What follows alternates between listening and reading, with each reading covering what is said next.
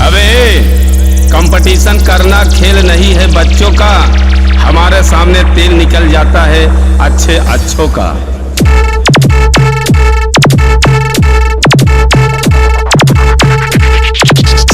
जंग लगी तलवारों पर अब धार लगानी होगी। अब कुछ लोग अपनी औकात भूल गए हैं, उन्हें अपनी औकात याद दिलानी।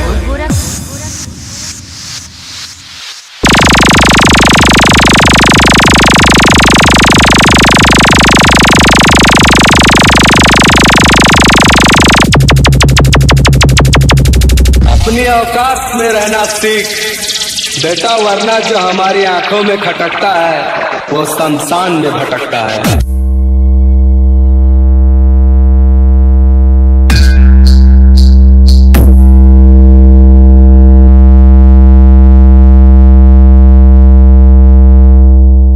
DJ Aman Dehepa. DJ Aman Dehepa.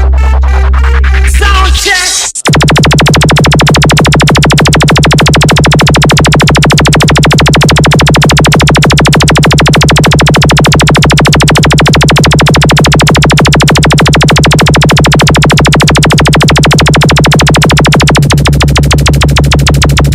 बजाओ बेटा बजाओ, अपने बाप के सामने बजाओ, और ना बजा पाओ तो झोला झंडी लेकर लौट जाओ।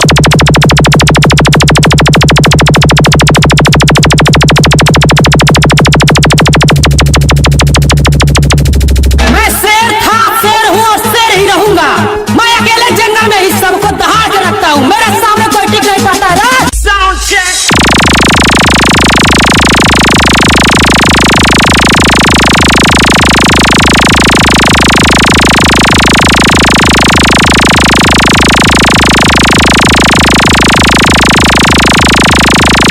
हमको जंजीरों में कैद करने का सपना मत देखना, क्योंकि हम वो आदमखोर शेर हैं जिसका शिकार करते हैं उसकी जिस्म तो क्या रूह भी दम तोड़ देती है। DJ Aman Dehepa. DJ Aman Dehepa.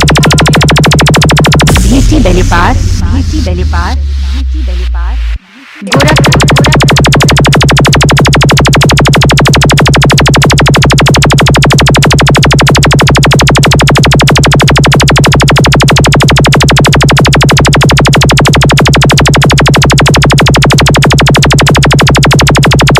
Mixed by DJ Aman.